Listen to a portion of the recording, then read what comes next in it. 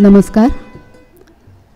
लोकमान्य गप्पांच्या आजच्या कार्यक्रमासाठी इथे उपस्थित असलेल्या आपल्या सर्वांचे मी ग्रंथालय समिती सदस्य संपदा बापट, श्रीधर वासुदेव फाटक ग्रंथालयाच्या वतीने हार्दिक स्वागत करते.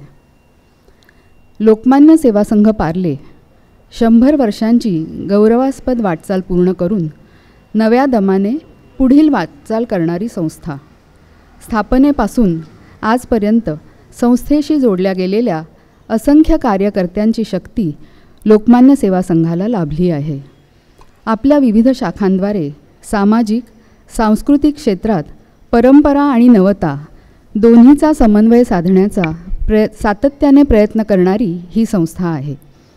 2023मध्ये संस्थेचा शतक महोत्सव पार पडला. तेव्हा गतस्मृती जागवल्या गेल्या. वर्तमानातील विधायक कार्य अधिक जोमाने पुढे नेण्याचा संकल्पही केला गेला. त्याचबरोबर काही नवीन उपक्रमांचा शुभारंभ करण्याचाही संस्थेने मनोमन निश्चय केला. त्या निश्चयाचेच प्रत्यक्षात साकारलेले एक रूप म्हणजे संस्थेच्या श्रीधर वासुदेव फाटक ग्रंथसंग्रहालयाच्या वतीने मागील वर्षी सुरू करण्यात आलेल्या लोकमान्य गप्पा हा उपक्रम. गेल्या वर्षी माननीय केंद्रीय मंत्री श्री नितीनजी गडकरी, प्रसिद्ध उद्योजक चितळे बंधूंपैकी श्री गिरीश चितळे व श्री केदार चितळे आणि पद्मविभूषण डॉक्टर रघुनाथ माशेलकर या मान्यवरांसोबत गप्पा रंगल्या होत्या. आपल्यापैकी अनेकांनी त्याचा आनंद घेतला असेल. थोडेसे ग्रंथालयाबद्दल बोलते. श्रीधर वासुदेव फाटक ग्रंथसंग्रहालयाची स्थापना 1925 साली झाली. सांगायला आनंद होतोय, याच वर्षी विजयादशमीला ग्रंथालयाने शतक महोत्सवी वर्षात प्रवेश केला आहे. 3000हून अधिक सभासद असलेल्या या ग्रंथालयात मराठी, इंग्रजी, संस्कृत व हिंदी भाषेची 80,000पेक्षा जास्त पुस्तके आहेत. या ग्रंथालयाचे मुख्य वैशिष्ट्य म्हणजे ग्रंथालयात मुक्तद्वार पद्धत आहे. सभासद आपल्याला हवे असलेले पुस्तक स्वतः घेऊ शकतात. ग्रंथालयाचे संगणकीकरण झाले असून ते पूर्णपणे वातानुकूलित आहे. ग्रंथालयात दुर्मिळ ग्रंथ व पुस्तके भरपूर आहेत, ज्याचा उपयोग प्रबंध किंवा पुस्तके लिहिणाऱ्यांना खूपच मोठ्या प्रमाणावर होतो. ग्रंथालयातर्फे विविध उपक्रम राबवण्यात येतात. एखाद्या लेखकाच्या जयंती अथवा स्मृतिदिनानिमित्त त्यांचे साहित्य मांडले जाते. तसेच राज्य पुरस्कार प्राप्त ग्रंथांचे प्रदर्शनही मांडले जाते. लोकमान्य वाचक कट्टा या उपक्रमात दर महिन्याला पुस्तकप्रेमी वाचक एकत्र येऊन उत्तम पुस्तकांविषयी किंवा आवडत्या लेखकांविषयी बोलतात. काही वेळा लेखकांना आमंत्रित करून लेखक तुमच्या भेटीला यासारखे कार्यक्रमही आयोजित केले जातात, ज्यात प्रत्यक्ष लेखकांकडून त्यांच्या लेखनाबद्दल ऐकता येते. ग्रंथालयातर्फे पुस्तक प्रकाशनाचे कार्यक्रम देखील आयोजित केले जातात. ग्रंथालयाचे कर्मचारी अत्यंत आपुलकीने आपल्याला मदत करण्यासाठी सदैव तत्पर असतात. विलेपार्लेची शान असलेल्या आपल्या ग्रंथालयाला अवश्य भेट द्या व सभासद नसाल तर लवकरात लवकर सभासद व्हा. पुस्तकांच्या रूपाने साठवलेल्या ज्ञानभांडाराचे जतन करणे, ते ज्ञानभांडार वाचकांपर्यंत पोहोचवणे, त्यात नित्य नवी भर घालत राहणे हे ग्रंथालयाचे मुख्य काम. ते तर या ग्रंथालयात सतत सुरू असतेच, पण केवळ वाचन हाच ज्ञानवर्धनाचा एकमेव मार्ग नाही. श्रवण हाही उत्तम मार्ग असतो. किंबहुना अनेकांना चांगली भाषणे, चर्चा, संवाद ऐकणे अधिक आवडते. त्यामुळेच ग्रंथालय श्रवणानंद देणारे कार्यक्रमही आयोजित करीत असते. विविध क्षेत्रातील व्यक्तींबरोबरचा संवाद आपल्या ज्ञानात भर घालतो. इतकेच नव्हे तर त्यांच्या असामान्य कार्यातून आपल्याला प्रेरणाही मिळते. त्यामुळेच पुस्तकांच्या देवघेवी इतकेच असे कार्यक्रम करण्यासाठी सुद्धा हे ग्रंथालय प्रयत्नशील असते. आजच्या लोकमान्य गप्पा या प्रस्तुत उपक्रमाचेही तेच प्रयोजन आहे. महाराष्ट्र टाइम्स हे आजच्या कार्यक्रमाचे माध्यम प्रायोजक आहेत. सोशल मीडिया अर्थात समाज माध्यमे ही मानवी इतिहासातील एक अभूतपूर्व क्रांतीच आहे.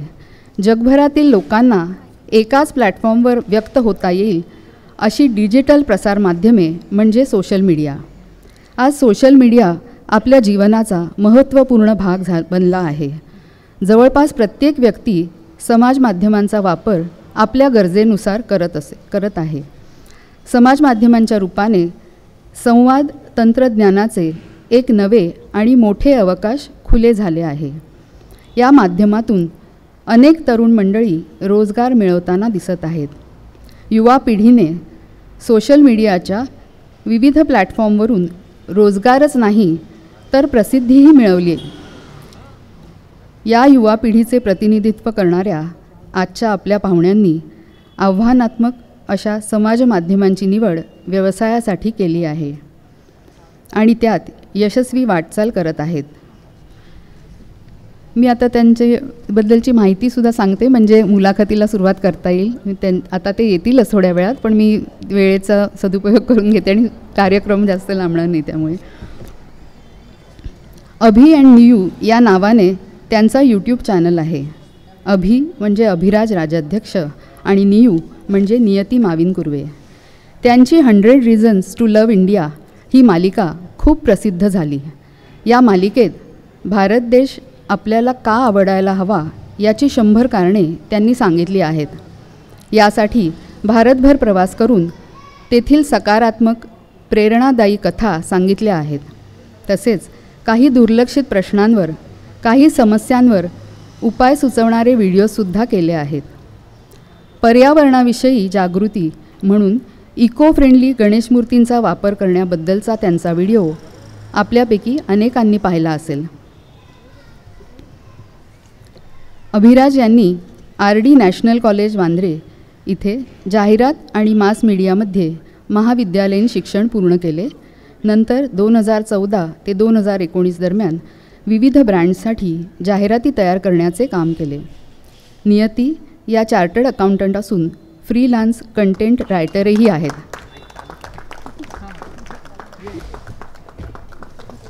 पाहुण्यांचं आगमन झालं आहे.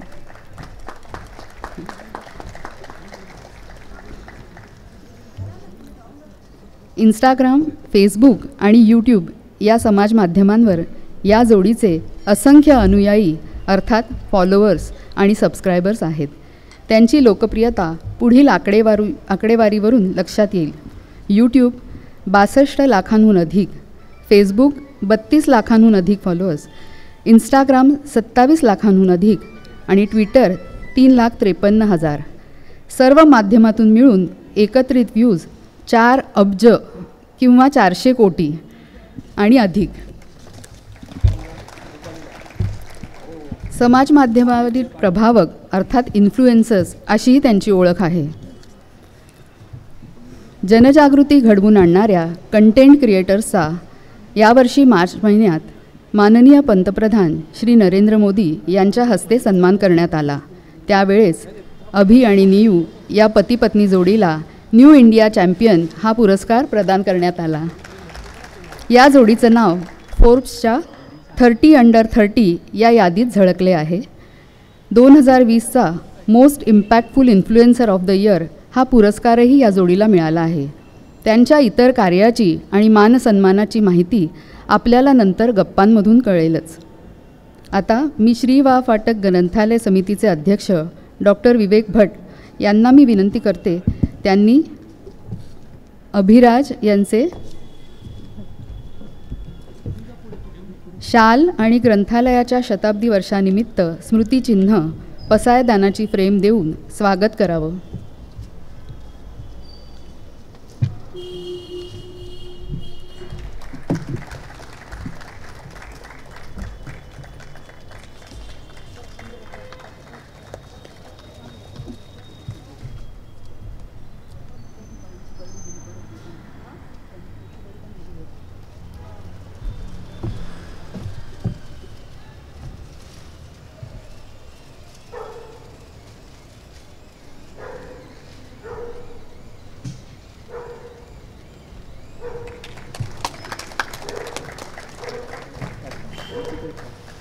बसा. आज एक विशेष योग जुळून आला आहे. राजाध्यक्ष कुटुंबातील 3 व्यक्तींमध्ये या गप्पा रंगणार आहेत. अभिराज आणि नियती हे पती पत्नी असून त्यांच्याशी संवाद साधणार आहेत अभिराज यांचे धाकटे बंधू अनुराज राजाध्यक्ष. श्री अनुराज राजाध्यक्ष यांचा परिचय. ते तरुण चित्रपट निर्माते, पटकथा लेखक आणि अभिनेते आहेत. या कलेचा वारसा त्यांना आपल्या आई प्रसिद्ध अभिनेत्री अनुराधा राजाध्यक्ष, ज्यांना तुम्ही आत्ता ऐकलं, यांच्याकडून मिळाला आहे. त्यांनी कला शाखेतून BA in film making and television या विषयातील पदवी उषा प्रवीण गांधी महाविद्यालय विलेपार्ले इथून घेतली. चित्रपट निर्मितीच्या क्षेत्रातील अनुभवी व्यक्तींचं मार्गदर्शन त्यांना लाभलं आहे. लहान वयातच चित्रपटसृष्टीतील प्रसिद्ध व्यावसायिकांबरोबर काम करण्याची संधी त्यांना मिळाली आहे. 2021मध्ये त्यांना international film festival of India अंतर्गत क्रिएटिव्ह माइंड्स ऑफ टुमॉरो प्रोग्राममध्ये पुरस्कार प्राप्त झाला आहे. शिवाय 2 वेळा स्क्रीन रायटर्स असोसिएशन इंडियाच्या स्क्रिप्ट लॅब अँड पिच फेस्टमध्ये ते विजयी झाले आहेत. सध्या ते त्यांच्या पहिल्या चित्रपटाची पटकथा लिहित आहेत. पुढील वाटचालीसाठी तिघांनाही शुभेच्छा देते आणि ग्रंथालय समितीच्या कार्यवाह श्रीमती वासंती वैद्य यांना मी विनंती करते, त्यांनी संवादक श्री अनुराज राजाध्यक्ष यांचे फळांची परडी देऊन स्वागत करावे.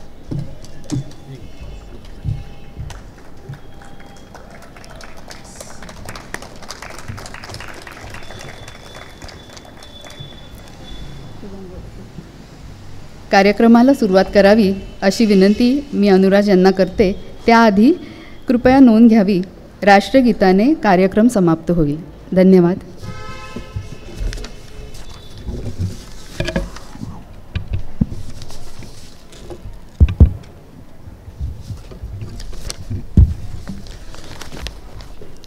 हॅलो हॅलो, माझा आवाज येतोय सगळ्यांना? येतोय ना? मला तुमचा येत नाही आहे. येतोय ना? ओके. फर्स्ट ऑफ ऑल धन्यवाद सगळ्यांनी पेशंटली थांबल्यासाठी. खरं सांगू तर या कार्यक्रमासाठी जेव्हा मला विचारण्यात आलं तेव्हा पटकन हो म्हणण्याची ना माझ्याकडे 3 कारणं होती. पहिलं कारण म्हणजे असं की माझ्या शाळेच्या शिक्षिका मसूरकरबाईंनी माझं नाव सजेस्ट केलं होतं. दुसरं कारण असं की अशा व्यक्तींचा इंटरव्ह्यू घेणं ज्यांचा स्ट्रगल, ज्यांची जर्नी मी माझ्या डोळ्यांनी बघितली आहे. मला असं वाटलं की एक चांगली संधी आहे लोकांच्या समोर त्यांची जर्नी मांडण्याची. आणि तिसरं कारण असं की ज्या दिवशी मला अतुल गोखलेजींचा फोन आला होता त्याच दिवशी सकाळी मी याच ग्रंथालयात पुस्तक रिटर्न करायला आलो होतो. इनफॅक्ट लेट फीस भरायला आलो होतो. तर त्याच्यामुळे मला वाटलं की ही संधी तर सोडता कामा नये. आणि पण हां, म्हणजे पुस्तक वाचण्याची जी सवय आहे ती अगदी लहानपणी आईबाबांनी इकडे बालविभागातली मेंबरशिप माझी घेऊन दिली होती. आणि हॅरी पॉटर आणि फास्टर फेणेपासून सुरू झालेली ती जी मैत्री होती पुस्तकांबरोबरची ती कधीच संपली नाही आणि अजूनही ती आहे चांगली चालू. पण हां, त्याच्यासाठी लहानपणापासूनच पुस्तकांची गोडी लावणं हे मात्र गरजेचं आहे. नाहीतर घरोघरी असतो हल्ली टी व्हीचाच कर्कश आवाज, धूळ खातात पुस्तकं, त्याची कोणालाच नसते लाज. हां, पूर्वी म्हणे घरोघरी शुभंकरोती म्हणायचे, रामायण महाभारताचे संस्कार मुलांवर व्हायचे. पण हल्ली टी व्हीवरच बघतात सासू सुनांचं रामायण, कोणाची किती लफडी आणि किती मुलं याचंच सदैव पारायण. वेळच जात नाही आमचा असं ते म्हणतात. हो, पण वेळ घालवण्यासाठी नसतो, सदुपयोगी लावण्यासाठी असतो.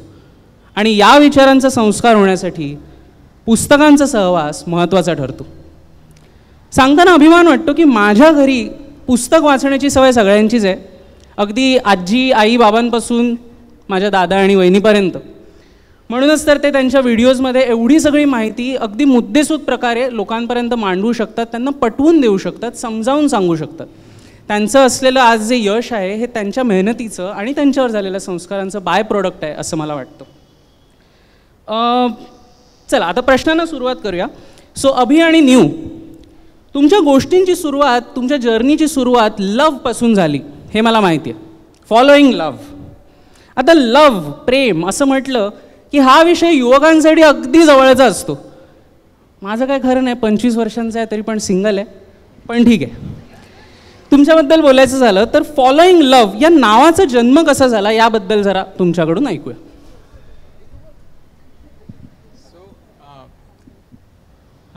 हॅलो नमस्कार.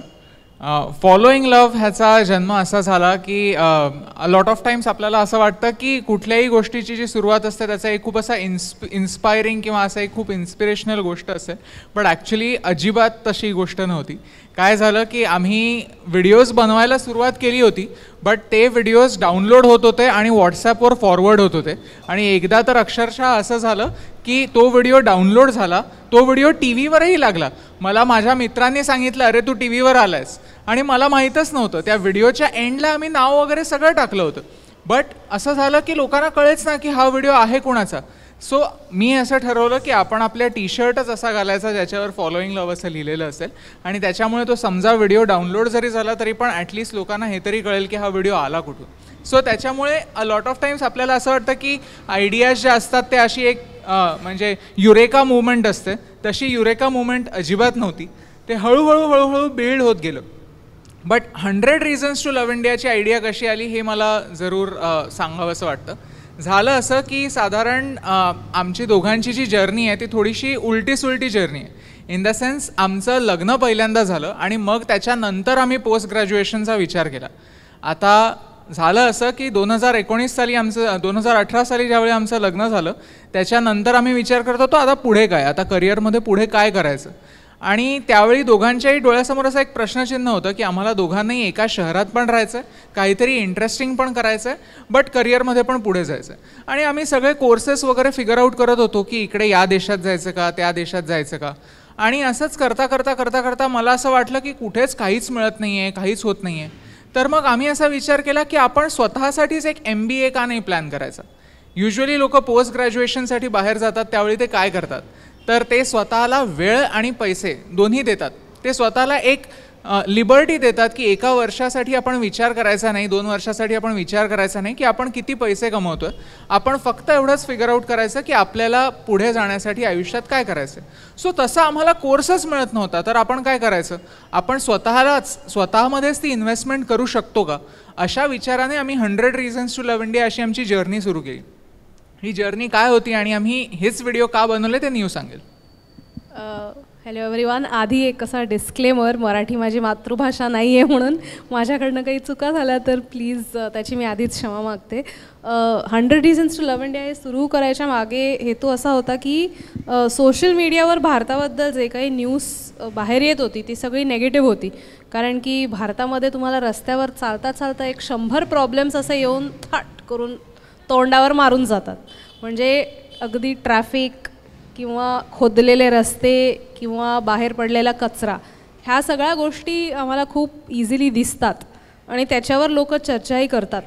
पण अशा सगळ्या प्रॉब्लेम्सना सॉल्व्ह करणारी लोक आहेत त्यांच्याबद्दल कोणी बोलत नव्हतं. आपल्या इतिहासाबद्दल लोक कोणी नीट बोलत नव्हते. म्हणजे बरेच असे एक 4-5 फ्रीडम फायटर सोडता बाकीच्या फ्रीडम फायटर्सबद्दल लोकांना काही जाणीव नव्हती. अशा सगळ्या थॉट्स होत्या आणि ह्या सगळ्या नेगेटिव्ह न्यूजमुळे, सगळं नुसतं प्रॉब्लेम्सवर फोकसमुळे लोकांचा स्पेशली यूथचा असा एक इमेज होता की इस देश का कुछ नहीं हो सकता, इथे नुसते प्रॉब्लेम्सच आहेत. पण आम्हाला वाटलं की ते बदलण्याची गरज आहे, म्हणून 100 रिझन्स टू लव्ह इंडिया. आणि त्याच्यात आम्ही वेगवेगळी अशी कारणं शोधलीत. आम्ही 200 दिवस अक्रॉस इंडिया सगळीकडे फिरलो, अक्रॉस वेगवेगळ्या राज्यात फिरलो आणि असे वेगवेगळे व्हिडिओज काढलेत अबाउट चेंज मेकर्स, अबाउट ज्यांनी ॲक्च्युली काहीतरी केलं आहे. म्हणजे आम्ही लडाखला गेलो होतो तर तिथे चेवांग नॉरफेल म्हणून एक पद्मश्री आहेत ज्यांनी 30 वर्ष काम केले तिथे वॉटर सिक्युरिटी वाढवण्यासाठी. त्यांनी काय केलं, तिथे जी सिंधू नदी वाहते त्याच्यात नुसते असे बंड्स टाकले, तो पाणी थोडंसं डायवर्ट केला आणि तिकडे विंटरमध्ये तर तो पाणी फ्रीज झाला आणि मग समरमध्ये जसं टेम्परेचर वाढत गेला तो पाणी मेल्ट होऊन ॲक्च्युली शेतकऱ्यांच्या फील्ड्समध्ये गेला. सो त्यांना ज्यांना पाणी कमी पडत होतं ते ॲक्च्युली बटाटे वगैरे असे सगळे क्रॉप्स कल्टिवेट करू शकले, जास्त त्यांना पैसे मिळाले. तर ह्यांची स्टोरी आम्ही सांगितली. अशा सगळ्या स्टोरीज आम्ही कवर केल्या. आणि द मेन हे होतं की आम्ही लेमध्ये होतो, आम्हाला वाटलं सगळ्यांना माहिती असेल, कारण की ले एक छोटा शहर आहे, तर मग लोकांना माहिती असेल माझ्या शहरात एक पद्मश्री राहतो म्हणून. पण लोकांना माहितीच नव्हतं की आपल्या शहरात हा राहतो आणि त्यांचे एवढे सगळे कॉन्ट्रीब्युशन्स आहेत. सो तो रिझन होता behind 100 Reasons to Love India. Great. जमलं तर आपण 1 नंबरचा व्हिडिओ त्यांचा दाखवू शकलो तर छान होईल. Hi, I'm Abhi and I want to give you a reason to love India. Starting today, I'll be traveling every day for the next 200 days, doing the one thing I love the most. Wow. Telling stories.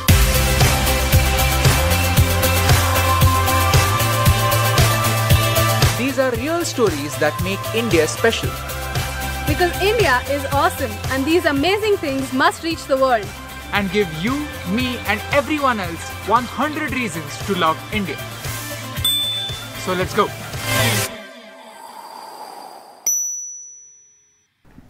So following love म्हणजे प्रेमाचा पाठलाग. पण प्रेमाचा पाठलाग करण्यासाठी आधी मुळात प्रेमात पडावं लागतं. आणि आपण एक्झॅक्टली कशावर प्रेम करतो हे आपल्याला स्वतःबद्दल आधी समजून घ्यावं लागतं. सो आज आणि म्हणजे कोणत्याही पिढीमध्ये जेव्हा कोणी अशा एजमध्ये असतं, जेव्हा 18 ते 22, 25 या यूथच्या ज्या वयात असतं ते वय खूप इम्पॉर्टंट असतं या कारणासाठी, कारण तेव्हा चॉईसेस खूप असतात, आपल्यासमोर वेळ खूप असतो आणि खूप सारे ऑप्शन्स असतात. त्याच्यामुळे आपण कोणत्या प्रकारच्या क्षेत्रावर प्रेम करतो हे जाणून घेण्यासाठी बरेच लोक स्ट्रगल करतात. तर त्याबद्दल तुम्ही यूथला काय गाईड करू शकाल? मला असं वाटतं की हे असं कोणतं डेस्टिनेशन नसतं की जिथे आपल्याला पोचल्यावर असं वाटतं की yes I have made it किंवा आय हॅव फाउंड इट. हे म्हणूनच नाव पण फॉलोईंग लव्ह आहे, म्हणजे फॉलोड लव्ह नाही. त्याच्यामुळे इट्स अ प्रोसेस. सो त्याच्यामुळे असं मला वाटत नाही की we arrive at that destination, की आपल्याला ते सतत शोधत राहावं लागतं. कारण की आता आपण पुस्तकांबद्दल बोलतोय, लायब्ररीमध्ये आहोत आपण. सो त्याच्यामुळे आत्ताच मी एक पुस्तक वाचतोय लुक अगेन नावाचं. सो त्या लुक अगेन नावाच्या पुस्तकामध्ये एक खूप छान कॉन्सेप्ट आहे कॉल्ड हॅबिच्युएशन. आता हॅबिच्युएशन म्हणजे काय की तुम्ही इमॅजिन करा की तुमच्या आयुष्यातला जो सगळ्यात सुखद दिवस असेल, काही असू शकतो, तो तुमच्या मुलाचा जन्म असू शकतो, तुमच्या लग्नाचा दिवस असू शकतो, तुमच्या आयुष्यातला जो सगळ्यात सुखद दिवस असतो त्याच्याबद्दल विचार करा. आणि तोच दिवस सपोज तुम्हाला परत परत परत परत परत परत परत परत जगावा लागला, तर पहिल्या दिवशी तर खूप मजा येईल की सगळ्यात सुखद दिवस मला परत जगावा लागतोय. बट हळूहळू हळूहळू हळूहळू ती गोष्ट आपल्याला बोर वाटायला लागेल. काही दिवसांपूर्वी नियतीचा वाढदिवस होता. आम्ही टाऊनमध्ये गेलो होतो आणि आपल्याला सध्या इथे जे ट्रॅफिकचे वगैरे प्रॉब्लेम्स दिसतात तसे टाऊनमध्ये तेवढेसे दिसत नाहीत. तिकडे समुद्र आहे त्यामुळे त्याचं कुतूहल आहे. पण आम्ही त्याचाच विचार करत होतो की इथे जी लोकं राहतात त्यांना ह्याचं तेवढंच कुतूहल असेल का. सो त्याच्यामुळे लव्ह ही जी ओव्हरऑल कॉन्सेप्ट आहे it is more about something novel, something new. अशा गोष्टी ज्या रॅशनॅलिटीच्या परे आहेत आणि अशा गोष्टी जे तुमच्याकडनं काहीतरी तुमच्या लिमिटच्या पलीकडचं करवून घेतात. So that is my definition of love. आता ज्यावेळी आपण करिअरबद्दल विचार करतो त्याच्यामध्ये आपल्या आयुष्यातही तसंच होतं. आता आम्ही इथे ॲज क्रिएटिव्ह पीपल म्हणून आहोत, बट ह्याचा अर्थ असा अजिबात नाही की आमचं रेग्युलर लाईफ जे असतं ते खूप ॲडव्हेंचरस असतं. अजिबात नाही. आम्ही आजही आमच्या ऑफिसवरनंच आलो, आम्हाला तिकडेही रेग्युलर चॅलेंजेस असतातच. आमच्या इथेही पावसाच्या वेळी लिकेज होतं, मग ते लिकेज आम्हालाही फिक्स करावं लागतं. त्याच्यामुळे ह्या ज्या प्रोसेसेस आहेत या प्रोसेसेसमधनं कुणालाच सुटका नसते. आम्हीही त्या प्रोसेसमधनं जात असतो. But following love is a reminder for us की आम्ही जे काही करतो आहे त्याच्यासाठी आमच्या डोक्यावर कोणी बंदूक ठेवलेली नाही आहे, कोणी आम्हाला फोर्स केलेलं नाही आहे जे काय आम्ही करतो आहे त्याच्यासाठी. त्यामुळे जोपर्यंत करतो आहे तोपर्यंत मजा आली पाहिजे आणि मजा येते तोपर्यंतच ते केलं पाहिजे. या दोन्ही गोष्टी आमच्यासाठी रिमाइंडर आहे. So that is something that everybody, सगळे यूथने पण हे लक्षात ठेवलं पाहिजे की तो चॉईस आपल्याकडे असला पाहिजे. Make sense. आपण 2 नंबरचा व्हिडिओ दाखवू शकतो. पैशन यानी एंजॉयमेंट बिल्कुल नहीं होता. इनफैक्ट पैशन का लिटरल मीनिंग होता है टू सफर. जब आपको सक्सेस मिल रही है तब मोटिवेटेड रहना काफी आसान होता है, लेकिन अगर आप बार बार लगातार फेल हो रहे हो लेकिन फिर भी डटे रहना चाहते हो तो शायद आप उस चीज के बारे में पैशनेट हो. अक्सर हम लोगों के रिजल्ट्स देखते हैं कि उनके पास इतनी बड़ी गाड़ी है, इतना पैसा है, बड़ा घर है और उनके रिजल्ट से सेड्यूस होकर अपनी जर्नी बनाना चाहते हैं. जबकि जब आप दूसरों के सक्सेस में नहीं, खुद के फेलियर्स में, अगर आप आपके हिंदी वाले सफर में इंग्लिश वाला सफर कर रहे हो लेकिन फिर भी वो प्रोसेस एंजॉय कर रहे हो तो वही आपका पैशन. सो मला पॅशनबद्दल एक काहीतरी बोलायचं आहे की हल्ली ऑनलाईन काही लोक असंच म्हणतात, follow your passion. Wien you follow your passion that time you will always be happy. हे मला बऱ्याच वेळी मिसलिडिंग वाटतं, एस्पेशली फॉर द यूथ. कारण की लोकांना वाटतं की सपोज ट्रॅव्हल ब्लॉगिंग केलं त्यांनी किंवा सगळीकडे फिरत गेल्या, त्याच्याबद्दल व्हिडिओज बनवले आणि त्याच्यातनं पैसे कमवले, तर मग झालं बस तेवढ्यातनं that's it, I have made it. मी आता एका बीचवर बसले आणि माझं व्ह्यू एकदम मस्त समुद्र आहे आणि एव्हरीथिंग इज सॉर्टेड. बट तसं कधीच नसतं, त्या पॉईंटपर्यंत पोचायला तुम्हाला मल्टिपल सॅक्रिफायसेस करावे लागतात. तुम्हाला आम्ही जेव्हा 100 Reasons to Love India करत होतो त्यावेळी किती वेळा असं झालं आहे की ट्रेनमध्ये अभिराज एका बर्थवर बसून व्हिडिओ एडिटिंग करतो आहे आणि मी दुसऱ्या बर्थवर बसून आर्टिकल लिहित होते, कारण की पैसे कमवायचे होते, सो दॅट आम्ही इन्व्हेस्टमेंट न मोडता ट्रॅव्हल करू शकू. सो सगळ्या गोष्टीत स्ट्रगल असतोच. तर सो त्या रीलमध्ये आम्ही जे बोललो की पॅशन म्हणजे हाच आहे की सफर तुम्हाला सगळ्या गोष्टीत करावं लागणार. कोणताही फील्ड तुम्ही निवडला तरी त्याच्यात काही ना काही ट्रबल्स असणार आहेत, सफरिंग असणार आहे, हेडेक्स असणार आहेत. सो पॅशन म्हणजे हेच आहे की तुम्हाला कोणतं पॅशन, कोणतं स्ट्रगल, कोणतं हेडेक परवडतं ते तुम्ही डिसाईड करा. Which passion is, which headache is something you want to tolerate, ते तुम्ही डिसाईड करा. असं कोणताही फील्ड नाही आहे ज्याच्यात तुम्ही गेलात तर मग तुम्हाला एकदम फ्रीडम मिळेल. म्हणजे president of the United states, त्यांना पण असं नाही आहे की आयुष्य एकदम आराम आहे, प्रेशर त्यांना पण फेस करावं लागतं and he is the most powerful man on earth. So असं नाही आहे की कोणत्याही फील्डमध्ये एकदम सुटका आहे, मजा आहे. सो तुमचा कोणताही व्हिडिओ रिसर्चने एकदम भरलेला असतो. म्हणजे त्या सगळ्या माहितीला जर सेपरेटली वाचायला घेतलं तर कदाचित खूप पुस्तकांची इन्फॉर्मेशन ती त्या 5 ते 10 मिनटात सांगितलेली असते. त्याच्यामुळे ना पटकन मला एक गोष्ट आठवते लहानपणीची, की आमची आई याच आम्ही जेव्हा छोटे होतो तेव्हा आम्ही वक्तृत्व स्पर्धा, एकपात्री स्पर्धा असे भाग घ्यायचो आणि त्याचा विषय मिळाला की आमची आई इकडे येऊन लायब्ररीत 3-4 तास बसायची, कारण सगळी पुस्तकं एकदम घरी घेऊन जाता यायची नाहीत. त्याच्यामुळे इकडेच बसायची दिवसभर आणि भाषणं लिहून काढायची आणि मग त्याचा आशय संक्षिप्त स्वरूपात आम्ही 3 ते 4 मिनटात मांडू शकायचो. तर विचारायचा मुद्दा असा आहे की तशीच प्रोसेस, आता ही भाषण लिहिण्याची प्रोसेस कळली, पण ही व्हिडिओ बनवण्याच्या मागची प्रोसेस काय असते आणि त्याला साधारण वेळ किती लागतो? कारण व्हिडिओ बघायला आम्हाला 5 मिनटं लागतात, पण आय एम शुअर की तो बनवण्यासाठी खूप दिवसांची मेहनत, जवळजवळ किती काय असते प्रोसेस? प्रत्येक व्हिडिओची प्रोसेस वेगळी असते. आता युजली काही गोष्टी सोप्या झाल्या आहेत त्याच्यामुळे प्रत्येक व्हिडिओही सेम नसतो. काही व्हिडिओजना आम्ही आमचा ब्रेड अँड बटर व्हिडिओ म्हणतो, म्हणजे जो आमचा डाव्या हातचा मळ आहे असं म्हणू शकतो. सो त्याच्यामुळे ते व्हिडिओज तर खूप सोपे असतात. बट मला एका स्पेशल व्हिडिओचं एक्झाम्पल द्यावंसं वाटतं ज्याच्यावर नियती मे महिन्यापासून काम करत होती. सो झालं असं की आमच्याकडे एक ब्रँड आला, त्या ब्रँडचं नाव होतं KPT pipes. Okay, so pipes, आता आपल्या घरी कुठले पाईप्स लागलेले असतील हे आपल्याला कुणालाही माहीत नसतं आणि त्यांनी आम्हाला सांगितलं की तुम्ही आमचा ब्रँड प्रमोट करा. तर आम्ही म्हटलं की आम्ही कसा ब्रँड प्रमोट करू, मी तुम्हाला सांगेन की हा पाईप बेटर आहे असं लोकांना विश्वास बसेल का, की आम्हाला कुठे माहिती आहे, आम्ही आमच्यात काही एक्सपर्टीज नाही. तर आम्ही त्यांना नाहीच म्हणणार होतो. बट नियतीच्या डोक्यात एक आयडिया आली की आपण या ब्रँडला त्यांचं प्रमोशन पण करायचं आहे, ते पाईप्स विकतात, so why not do something nice. So आमचा एक विश्वास आहे की using social media for social good. म्हणजे फॉर एक्झाम्पल आत्ता ताईने आमचे भरपूर नंबर्स सांगितले, ते नंबर्स किती आहेत आम्हाला अजिबात लक्षात नाही, बट मला असं वाटतं की तुमचं जे काय भाष्य असेल ते 10 लोक ऐकत असतील, 10,000 लोक ऐकत असतील, 1,00,000 लोक ऐकत असतील किंवा 1,000,000 लोक ऐकत असतील, it is your responsibility to give out a good message.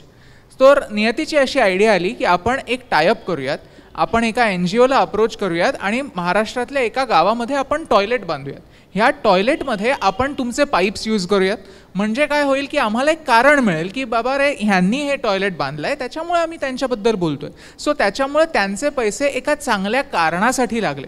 आता ही आयडिया किती सुंदर आहे, पण त्यांनाही आवडली. बट हे पूर्ण एक्झिक्यूट होईपर्यंत मे महिना गेला, जून महिना गेला, पावसाळा आला, दिवाळी आली, त्याच्यामुळे मग मध्ये मुलं नव्हती. सो त्याच्यामुळे हे सगळे प्रॉब्लेम्स होईपर्यंत तो आत्ता डिसेंबरमध्ये तो व्हिडिओ बनलेला आहे. आणि ह्या व्हिडिओचं टोटल ड्युरेशन काय असेल तर फक्त 3 मिनटं. सो ह्या 3 मिनटाच्या व्हिडिओसाठी जवळपास एक किती 6 ते 8 महिन्यांची मेहनत होती, आयडिएशन होतं. जवळपास माझ्या मते 50 ते 60 लोक ॲक्टिवली त्याच्यावर, म्हणजे आपण कन्स्ट्रक्शनचा ॲक्च्युली मेहनत बघायला घेतली तर तीही लोकं होती. बट ओव्हरऑल त्याच्यातनं आम्हाला असं वाटलं की काहीतरी साध्य झालं. की समजा आता उद्या इंस्टाग्राम, भारत सरकारने ठरवलं की इंस्टाग्राम बंद करायचं, यूट्यूब बंद करायचं, तरीही ते टॉयलेट तिथे असेल, त्या टॉयलेटचा ॲटलिस्ट त्या मुलांना काहीतरी फायदा होत असेल, ही एक मोठी गोष्ट आहे. सो त्याच्यामुळे नुसतं व्हिडिओ स्क्रीनवर असणं ह्याच्याने काही मजा नाही, त्याच्यातनं काहीतरी आम्ही घडवू शकलो तर that is something that we want to do. आणि त्या गोष्टींना भरपूर वेळ लागतो.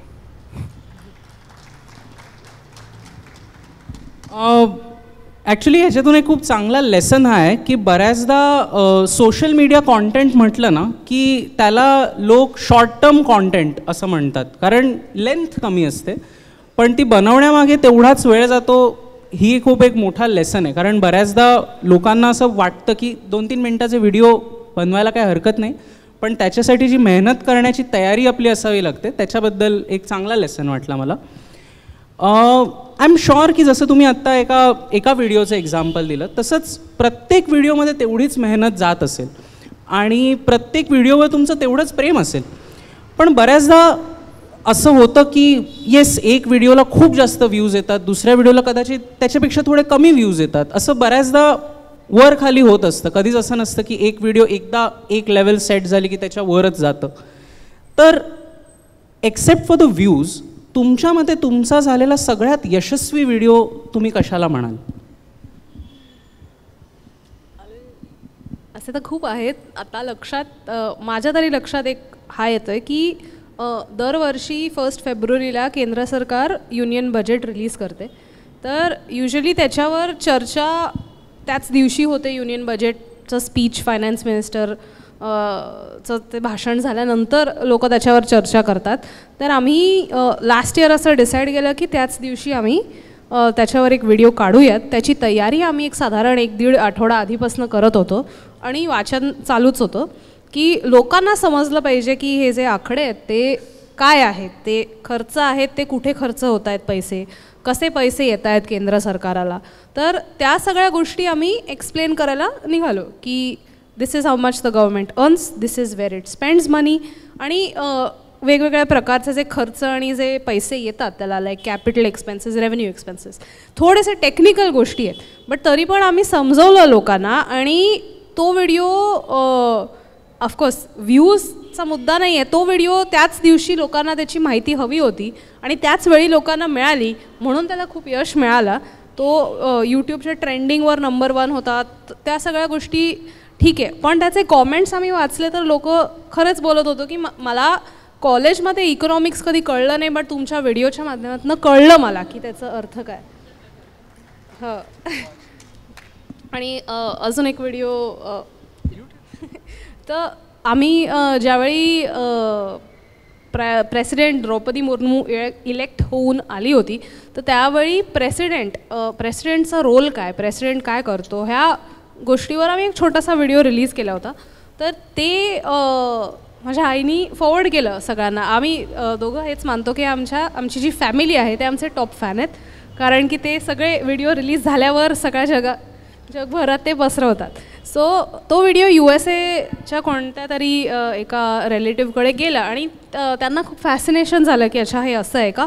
तर त्यांनी तो व्हिडिओ त्यांच्या मुलाला दाखवलं आणि मग त्यांच्या मुलाला एवढा इंटरेस्ट आला की त्यांनी एक इंडियन कॉन्स्टिट्यूशनची कॉपी वगैरे घेतली. सो ते मला खूप असं इंटरेस्टिंग वाटलं की त्याच्यातनं किती छान असं हे झालं की एक second generation USA born Indian, ज्याचं काही जास्त संबंध नाही आहे इंडियाला, त्यांनी पण इंडियन कॉन्स्टिट्यूशन घेतलं, त्याला पण इंडियाबद्दल शिकायची इच्छा झाली. So that was very nice. एक खूप एक फॅसिनेटिंग टायटल आहे ज्याच्याबद्दल मला थोडंसं विचारायचं होतं. If I am not wrong, 1 lakh AC. Yes. तर ही 1 लाख AC भारतात लावण्याची काय संकल्पना आहे? माझ्या मते आपण व्हिडिओज बघूयात. हो चालेल. 3 नंबरचा आपण व्हिडिओ. इस गर्मी के मौसम में हम 1 लाख एसीज आपको फ्री में देना चाहते हैं. ऐसे एसीज जो सिर्फ गर्मी कंट्रोल करने में मदद ही नहीं करते लेकिन देश की गरीबी भी कम करते हैं. ऐसे एसीज जो इलेक्ट्रिसिटी पर नहीं चलते और नेचुरली भारत को ठंडा रखने में हेल्प करते हैं. बात हो रही है इनकी. ये है पेड़, आम के पेड़, और हम आपके साथ मिलकर इस गर्मी के मौसम में 1 लाख पेड़ लगाना चाहते हैं. ये है हमारा आज तक का सबसे एम्बिशियस प्रोजेक्ट जो हम अकेले बिल्कुल नहीं कर सकते. हमें आपकी मदद की जरूरत है. इस साल हीट वेव ने हम सबका जीना मुश्किल कर दिया है. देश के कई एरियाज में टेम्परेचर्स 45 डिग्रीज छू रहे हैं और अभी मई का महीना शुरू भी नहीं हुआ है, गर्मी बढ़ रही है और इन हीट वेव्स का इम्पैक्ट हमारी इकोनॉमी पर होता है. कैसे, हमने डिटेल में इस वीडियो में एक्सप्लेन किया है. लेकिन हमें विश्वास है कि कोई भी प्रॉब्लम सोल्यूशन के बिना जन्म ही नहीं लेता. गर्मियों में एक और चीज हमारे घर आती है और वो है मैंगोज. ये आम आपको आम से खास बना सकता है और वो भी आपकी लाइफ में उथल पुथल किए बगैर. यूजुअली हम आम खाते हैं और आम खाने के बाद ये गुठली कचरे में फेंक देते हैं. अगर कभी समय मिले तो आपके शहर के लैंडफिल में जाइए. आपके और मेरे ही घर के गीले कचरे की वजह से मीथेन रिलीज होता है जो ग्लोबल वार्मिंग के लिए कार्बन डाइऑक्साइड से भी ज्यादा डेंजरस होता है. आपने ये न्यूज पढ़ी होगी कि लैंडफिल में आग लग गई. ये आग मीथेन की वजह से ही लगती है. लेकिन आज का वीडियो आपको गिल्टी करने के लिए बिल्कुल नहीं है. एक सिंपल सा सॉल्यूशन डिस्कस करने के लिए है क्योंकि इस गुठली से मुफ्त के एसीज यानी पेड़ लग सकता है. पेड़ जिन्हें हमने सालों से इतना फॉर ग्रांटेड ले लिया है कि हम उनका इम्पोर्टेंस ही भूल गए हैं. आपको विश्वास नहीं होगा लेकिन एक आम का पेड़ 50 सालों में 217 टन ऑक्सीजन प्रोड्यूस करता है, 81 टन कार्बन एब्जॉर्ब करता है और इसका कूलिंग इफेक्ट इतना ज्यादा होता है कि मानो आपने 5 एसीज 1000 घंटों के लिए चालू रखे हो. और ये बात सिर्फ एक आम के पेड़ की है और हम बात कर रहे हैं 1 लाख पेड़ों.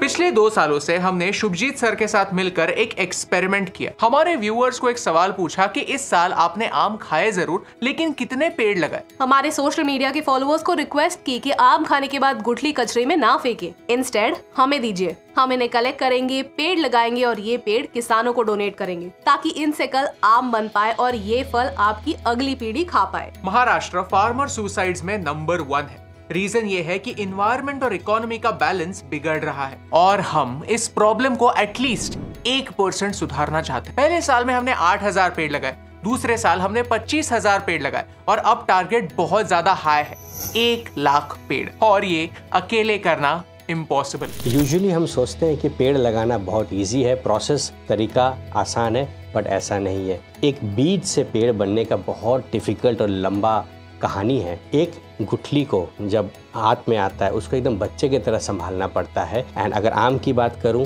तो 9 महीने तक संभालना पड़ता है जिसके पहले कि वो एक पेड़ बन सके. 1 लाख पेड़ बहुत बड़ा अमाउंट होता है, बहुत ह्यूज नंबर है. 1 लाख पेड़ के पीछे हमें कम से कम 10 लाख गुठलियाँ कलेक्ट करनी पड़ेगी क्योंकि जो गुठलियाँ हमारे पास आती है उसको क्वालिटी चेक करके, जर्मिनेशन करके, ग्राफ्टिंग करके और 1 साल तक जब रखते हैं तो ऑलमोस्ट 20% ही सर्वाइव हो पाता है. यानी 1 लाख पेड़ सक्सेसफुली लगाने के लिए हमें एटलीस्ट 10 लाख गुठलियां लगेंगी. नंबर काफी बड़ा है लेकिन इम्पॉसिबल बिल्कुल नहीं है. It is as simple as 1 2 3. आम खाने के बाद गुठलियों को ऐसे पानी से साफ कीजिए, फिर उन्हें सुखाइए और गुठलियां सूखने के बाद उन्हें इस एड्रेस पर पोस्ट कर दीजिए. That's it. आपका काम हो गया. फिर हमारा काम शुरू होता है. देखिए, इसमें इन्वॉल्वमेंट में 3 टाइप के लोग हैं. पहला जो पेड़ को बनाने में हेल्प करते हैं, दूसरा जो पेड़ को बड़ा करने में हेल्प करते हैं, तीसरा जो फार्मर्स है जिसको अल्टीमेटली लगा के बड़ा कर. इस एक छोटी सी एक्शन से 3 फायदे होते हैं. नंबर 1, आपका कचरा कम होता है, आपके ये अनमोल सीड्स वेस्ट नहीं होते और लैंडफिल में कचरा बढ़ता नहीं. नंबर 2, पेड़ लगते हैं जो दुनिया के सबसे एफिशिएंट एसीज हैं। नंबर 3, किसानों की मदद होती है। आपके लिए मानो ये एक समर प्रोजेक्ट है जो आप आपके सोसाइटी में, आपकी फैमिली में एग्जीक्यूट कर सकते हैं। इंडिया, भारत इस वक्त इतना बड़ा देश होते हुए $200 मिलियन का मैंगो एक्सपोर्ट करता है, लेकिन थाईलैंड जो इसमें 1 नंबर पे है वो लगभग $800 मिलियन मैंगो एक्सपोर्ट कर रहा है। इंडिया से इतना छोटा है लेकिन वो हमसे 4 गुना ज़्यादा एक्सपोर्ट है। ये एक सोचने लायक बात है। आम बहुत ही खास होता है क्योंकि हम सबको आम पसंद है। इंडिया के 80% जगह में आम होता है। कहा जाता है कि इंडिया में 500 से ज़्यादा वैरायटी के आम होते हैं। टेक्निकली देखा जाए तो आम एक एवरग्रीन पेड़ है, उसमें कभी पतझड़ नहीं आता है, तो ऑक्सीजन बहुत ज़्यादा देता है। और बड़ी बात बताऊं, आम का जो एक पेड़ होता है ना बड़ा, उसमें हर टाइप के पक्षी, हर टाइप के इंसेक्ट्स, हर टाइप के लिविंग बींग्स उसमें पाए जाते हैं। टेरिटोरियल होने के बाद भी आम का एक ऐसा जगह है, पेड़ है, जहाँ हर टाइप का लिविंग बींग, सस्टेनेबल बायोडाइवर्सिटी आपको मिलता है। आम सचमुच खास है।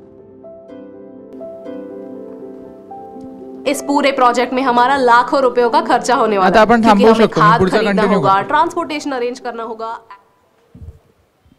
एनीवे, सो हे थँक यू।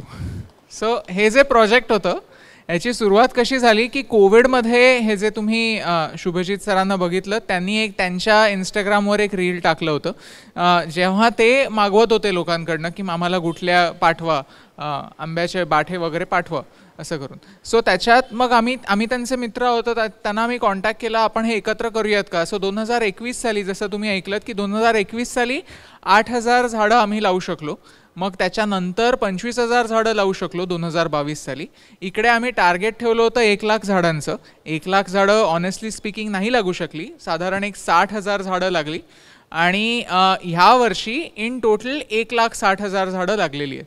सो त्याच्यामुळे अशी आणि ह्याच्यातली सगळ्यात इंटरेस्टिंग गोष्ट अशी आहे की गुड थिंग्स टेक टाईम. ही जी गोष्ट आहे ही आम्ही शिकलो आहे. कारण आपल्याला असं वाटतं की नुसती ती कोय जी आहे ती आपण मातीमध्ये टाकली की त्याच्यात ऑटोमॅटिकली झाड येणार आहे, तर असं अजिबात नाही आहे. त्याची प्रोसेस आम्ही पूर्ण बघितली. त्याच्यामध्ये मागच्या वर्षी म्हणजे 2023 साली ज्या पाठवलेले आंब्याच्या कोयी आहेत त्यांची आत्ता एवढी झाडं लागलेली आहेत आणि त्या पुढच्या मॉन्सून्समध्ये लागणार आहेत. म्हणजे ह्याचा रिझल्ट आपल्याला बघायला खूप वेळ लागेल.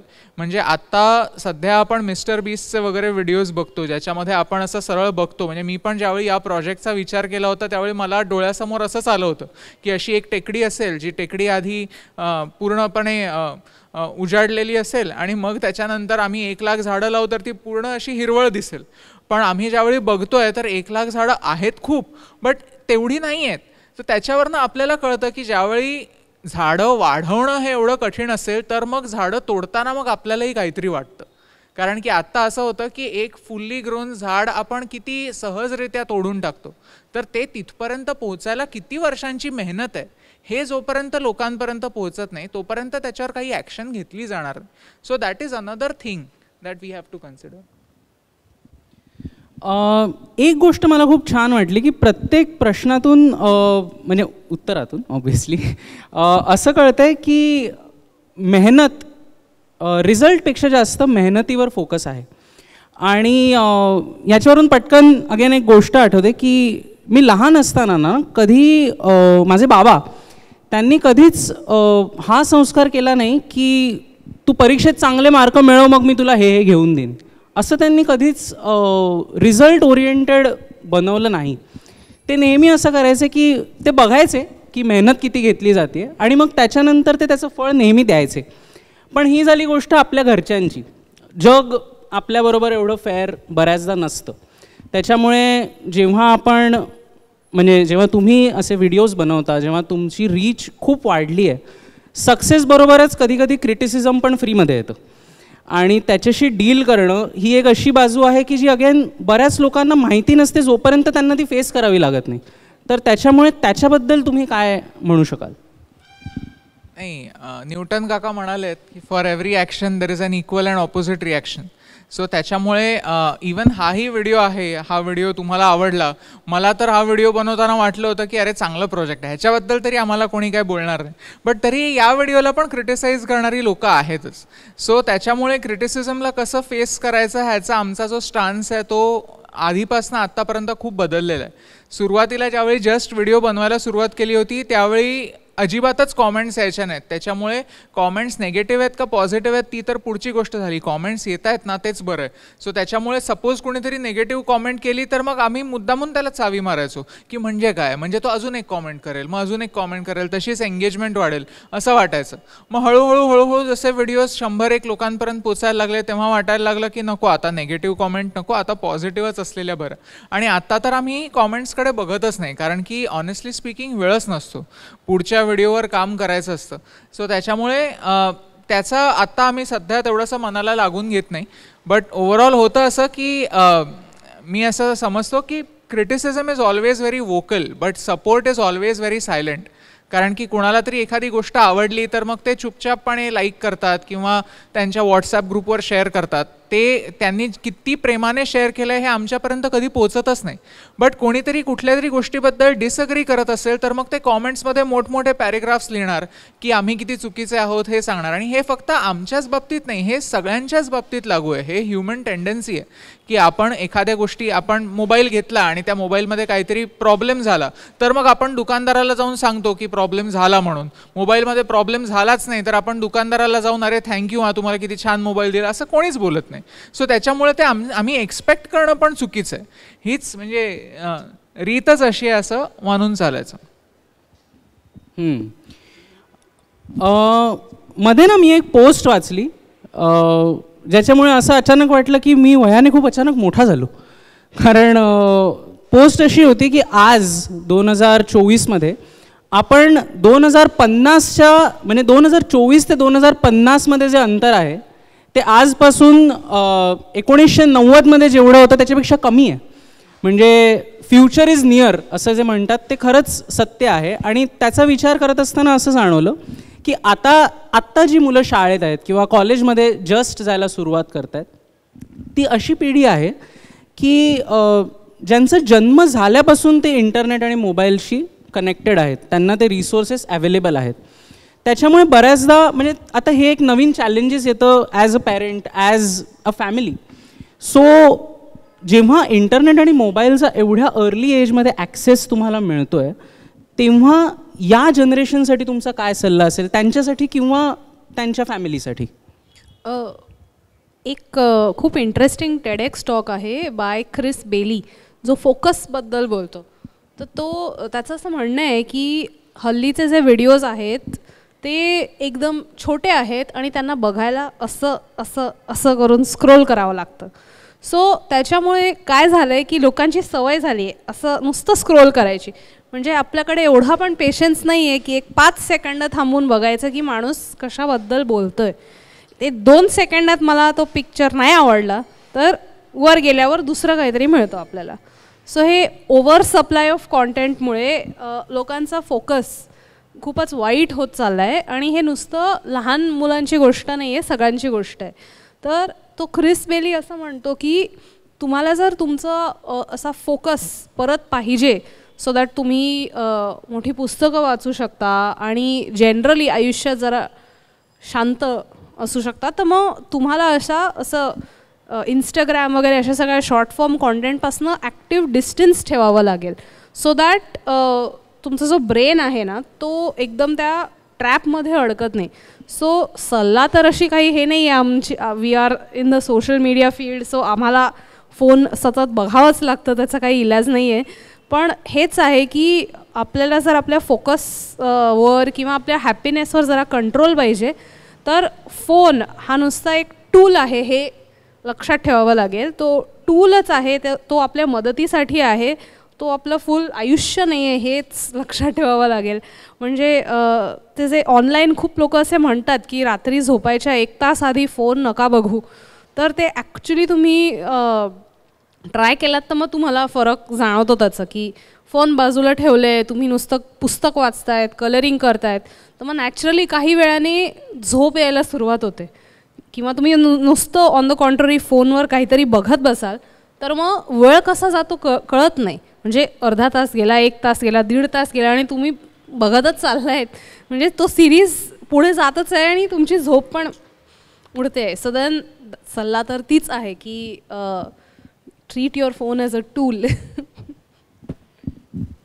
अजून एक सल्ला मला सगळ्यांनाच द्यावासा वाटतो, म्हणजे फक्त लहान मुलांनाच नाही तर मोठ्यांनाही, की इंटरनेटवर कुणावरही 100% विश्वास ठेवू नका. म्हणजे आम्ही या बिझनेसमध्ये आहोत त्यामुळे हे मी तुम्हाला सांगतोय की कुणावरही 100% विश्वास ठेवू नका. आमच्यावरही नाही. आम्ही जे काही व्हिडिओज बनवतो त्याच्यामध्ये आम्ही शेवटी एक वाक्य जरूर म्हणतो की तुम्हाला हे पटलं असेल तर ठीक, नसेल पटलं तर आम्ही खाली सगळे रिसोर्सेस दिलेले आहेत, तुम्ही वाचून स्वतःचं मत बनवू शकता. बट हे मी का म्हणतो हे मी एका एक्झाम्पलच्या थ्रू सांगतो. हल्ली इन्फ्लुएन्सर्सकडे भरपूर ब्रँड्स येतात, त्यांचे प्रॉडक्ट्स घेऊन येतात आणि प्रत्येक वेळी ते प्रॉडक्ट्स जे असतात ते जेन्युइन नसतात. आपण हे तर आपल्याला तर सवय झालेलीच आहे की मोठमोठे सिने स्टार्स जे आहेत ते इलायचीच्या नावाखाली गुटख्याची ॲड करतात.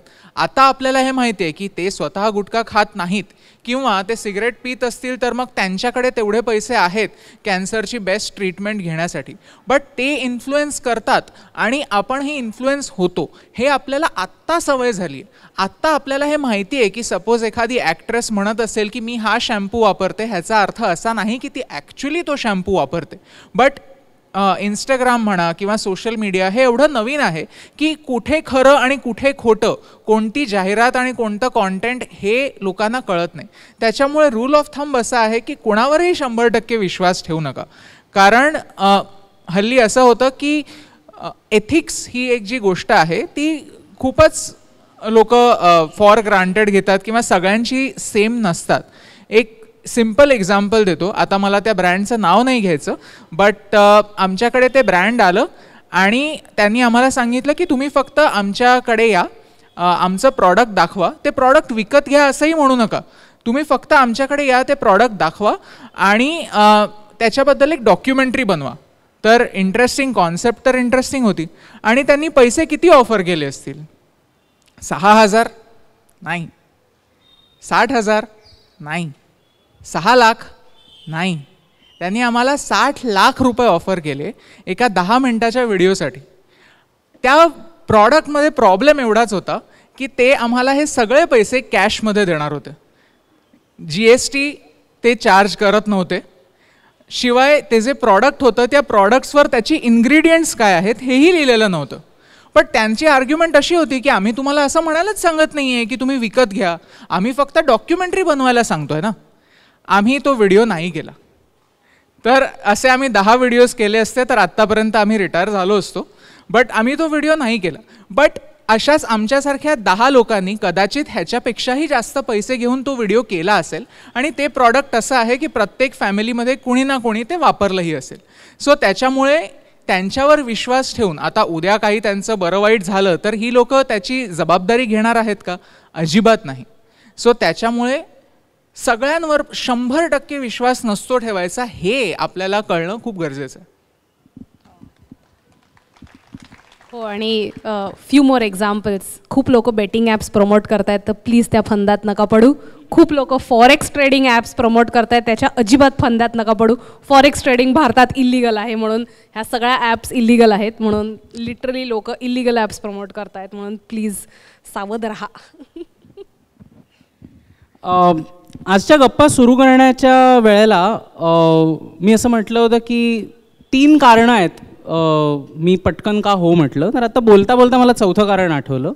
ते म्हणजे असं की 1 तास मराठीत बोलायला मिळणार आहे.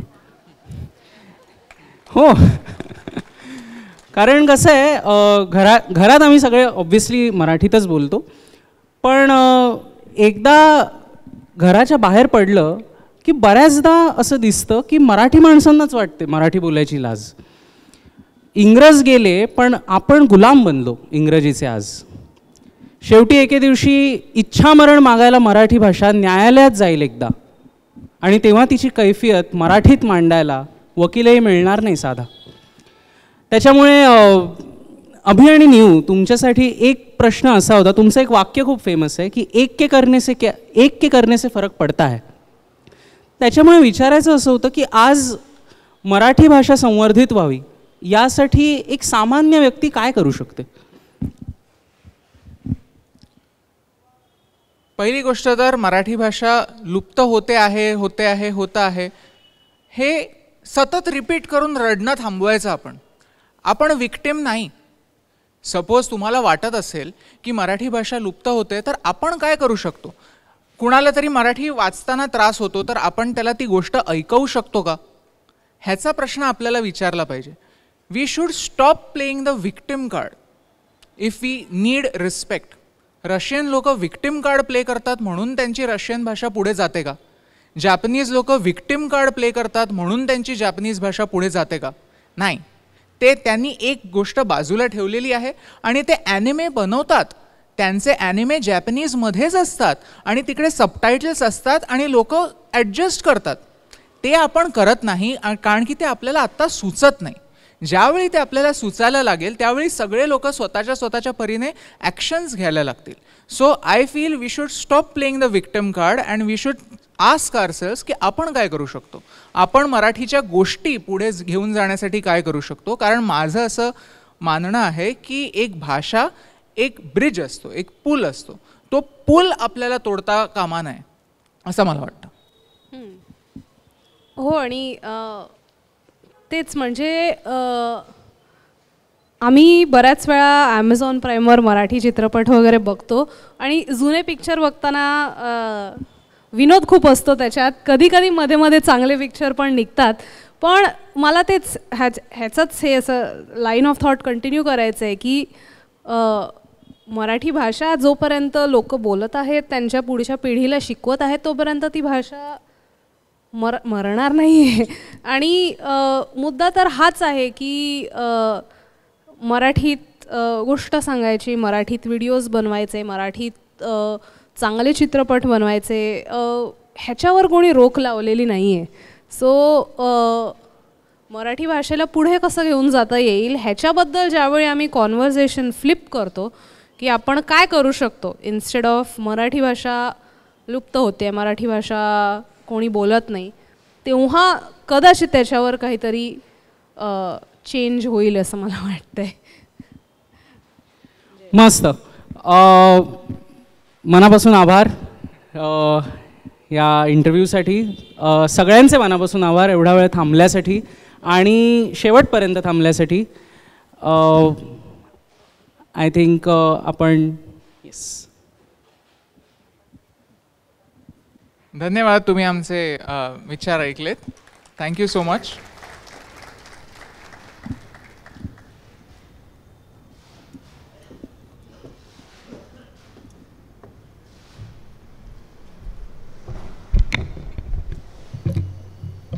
उद्या संध्याकाळी 7:30 वाजता लोकमान्य गप्पांचा दुसरे पुष्प आहे. प्रमुख सल्लागार संरक्षण मंत्रालय, भारत सरकार, निवृत्त लेफ्टनंट जनरल श्री विनोद खंदारे हे पाहुणे आहेत आणि त्यांच्याशी संवाद साधणार आहेत निवृत्त ब्रिगेडियर दिलीप पटवर्धन. आता राष्ट्रगीताने कार्यक्रम समाप्त होईल.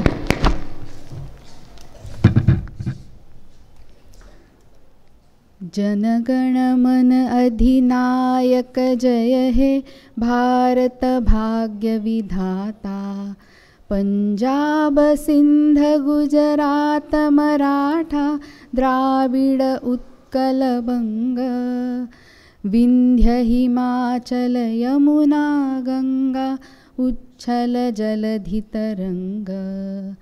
तव शुभ नामे जागे, तव शुभ आशीष मागे. गाहे तव जय गाथा. जनगण मंगलदायक जय हे भारत भाग्य विधाता. जय हे जय हे जय हे जय जय जय जय हे. माता जय.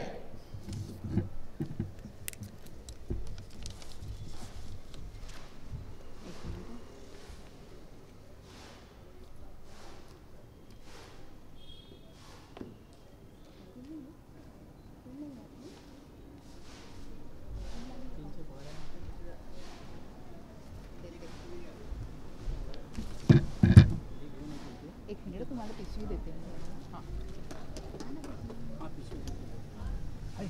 तेच म्हणते मी पिशवी बरंच ट्रॅफिक लागलं का तुम्हाला